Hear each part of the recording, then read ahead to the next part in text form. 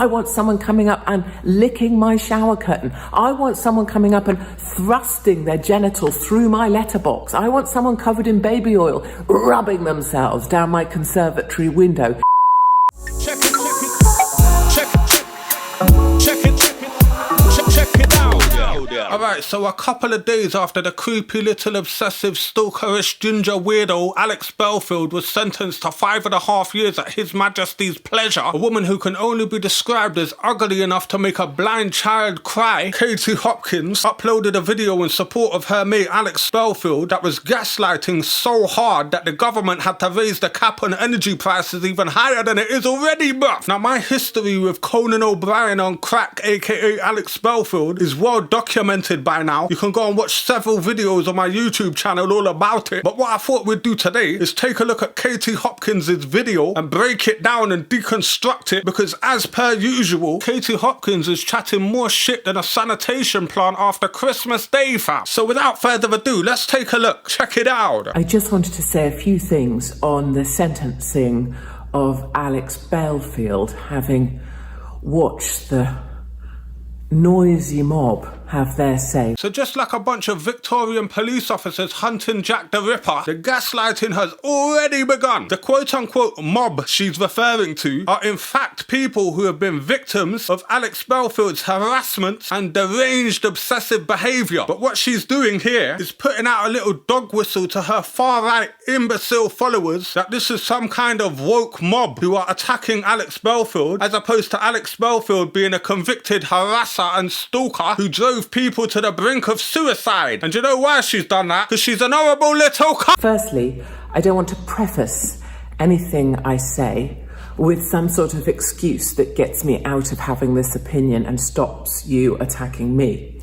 So I don't need to say, I think Alex Belfield is a twat, but, or I might not agree with what Alex Belfield says, but, or I think he might be a bit shady, but. I don't have to do that, because I don't mind what your opinion is, and I don't mind if you come and attack me for mine, because frankly that says more about you than it does about me. Again, this is Katie Hopkins speaking to her followers in language they'll understand. The kind of people that follow Katie Hopkins are the kind of people who feel like they can't say anything in this modern woke socialist world, where they feel like they're persecuted for their views because they can't say anything racist, misogynistic or homophobic or transphobic anymore. These kind of people feel absolutely pissed off that they can't be intolerant and bigoted anymore. Therefore, when Katie Hopkins tries to appear reasonable and say, listen, I'm not going to preface my argument with he's a twat, but what she's trying to do is make herself appear rational, and also that if you decide to disagree with her, then you're persecuting her for her views. It would be quite smart if it wasn't absolutely humongously very fucking stupid. Anyway. The second thing I think that's important, and that I've known for well over a decade, is that the law is not the law. What the fuck are you talking about, bruv? The law is not the law. The sky is not the sky. The land is not the land. The penis is not the penis. And the cunt is not the cunt. Except in your case, Katie, you are a massive, hairy, flappy, fishy, fucking thrush-infested cunt. And that's a very disheartening thing. It is exactly like democracy. People need to believe in democracy, otherwise what say do they have? What does it matter? How can they be controlled? And people need to believe in the law because they want to. You want to believe that if something happens to you or an injustice is done to you, the law will be there. Well, the law's the law, and it's not.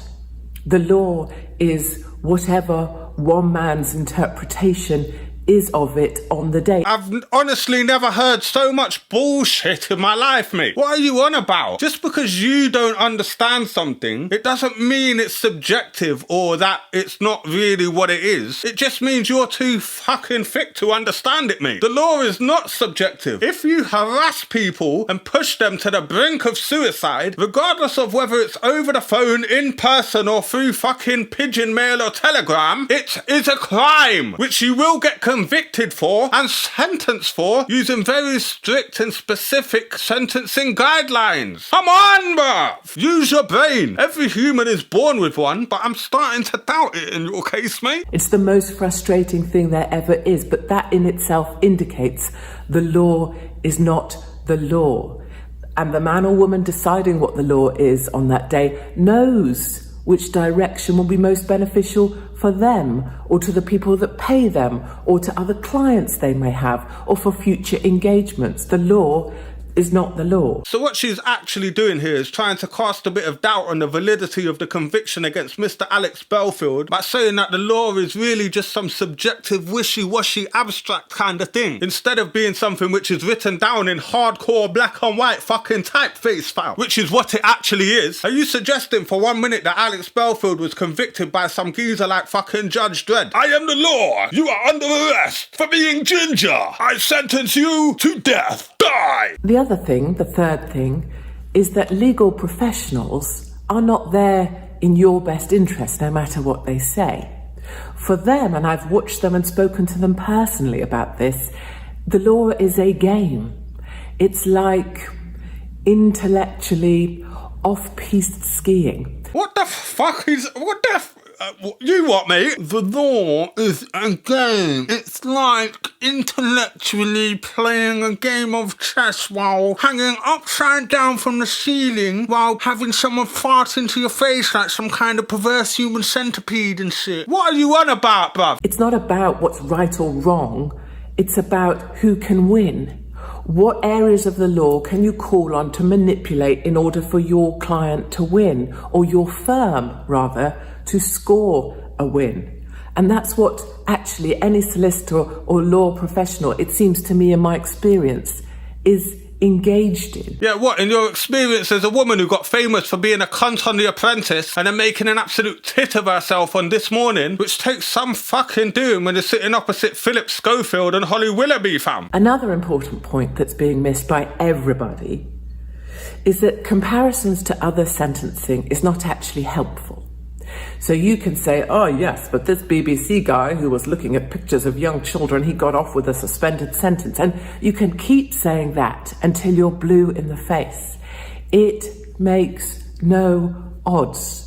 You cannot go to any appeal or whatever saying, oh yes, but this woman who went over to fight for this thing and talked about beheading, she gets an appeal and she gets to maybe come back to the country and she gets all of her legal things funded for her. It matters not. You know what's hilarious about what she just said there? In her attempting to link Alex Belfield's sentencing to people like Shamima Begum, in a quite frankly obvious dog whistle to her far-right supporters who get fucking apoplectic about that kind of shit, what she's actually done is proven a lot of the Alex Belfield fans completely wrong about his sentencing being too harsh compared to other sentences for what they consider to be more serious crimes. You cannot compare two sentences. I agree with Katie Hopkins on this. What the fuck is the world coming to? Let's be frank here. Alex Belfield encouraged people to go and top themselves. It's not exactly a minor crime, really, is it, mate? I think it's fair to say he's a fucking wanker that got what he deserved. In my opinion, of course. The other thing I wanted to say, really, I guess the law, therefore, and this idea that you can appeal to it because it's rational, it's a fabrication of rationality, right? So there's a judgment, and it calls on this by this, and this by this, and it calls on this referencing this, and we're cross-referencing that, and because of this, we're giving this amount of time, and because of that, we're taking this amount of time off. It's like theatre. It's an illusion. An illusion, you say? Well, they do say that if you showed science to a caveman, he would think it was magic or some shit like that, innit? Or, as Arthur C. Clarke put it, magic is just science we don't understand yet. And it's quite clear from Katie Hopkins' comments, she doesn't fucking understand anything, mate, about it's an illusion. The sentencing guidelines for the crimes that Alex Belfield was convicted of are readily available for any member of the public to go and see. In fact, they're on the screen right now. I wanted to say that the big lesson from this whole affair has been that today in the UK you can be put in prison for 5 years, 5.5 years, because of people's feelings. I'm sorry, Katie, but what do you think a threat to kill or harm someone is? You've not physically done anything to them, but you've still committed a crime because you've threatened harm to somebody. I guess when you steal something of someone, you could argue that you haven't actually done anything to them. You've just hurt their feelings by taking away something that they valued. Stop crying about your mum dying, you fucking snowflake. It's just feelings. What a weirdo. And I particularly know this because new law was invented just for me over a tweet. No, Katie, you got sued for libel and had to declare yourself bankrupt because you lost the fucking case. And by the way, it's not all about you, you know. And that's precisely what's gone on with Alex now. This new law says it's someone's feelings. If someone feels that they were a victim, talks enough about being a victim, explains how they were this close to this happening to them. Seriously, is that how low we're gonna go? The guy almost committed suicide because Alex Belfield ruined his life, you dizzy fucking bint. Get in the sea! And if you can't see that that's a dark day for the UK, if you can't see that it's a dark day when someone can be in prison for 5.5 years, despite being actually a really shit stalker. And there we have it, ladies and gentlemen. Despite the 10 minutes of incessant nonsensical waffling, she has a Freudian slip and admits that Alex Belfield is a fucking stalker. Enough said, my brother. Get in the bin! You know, my fear is that when you have nothing left to lose, that you also make a decision that life isn't worth continuing. Oh, so now you care about suicide and people's feelings because it concerns your mate Alex Belfield, who is in prison because of a crime that he chose to commit on not one occasion but on multiple times over decades, including after he'd already been convicted of said crimes. And now you're concerned about feelings and suicide and whatnot, which you should be, because it's horrific. It's something terrible that someone would even consider doing that to themselves, even someone who's a scumbag like Alex Belfield. No one should want that for anyone else. But it's ironic that now you care about it. But anyway, I think we've seen enough for today. I hope I've helped you understand the kind of stupid bullshit these lot come out with to defend their little mates who use the same kind of dog whistles and horrible, nasty tactics to get through to the far-right masses that they appeal to. But anyway, if you've enjoyed the video today, make sure you smash that like button, subscribe to the channel if you haven't already and you fancy doing it, and yeah, leave a comment if you feel like it as well. I don't give a fuck.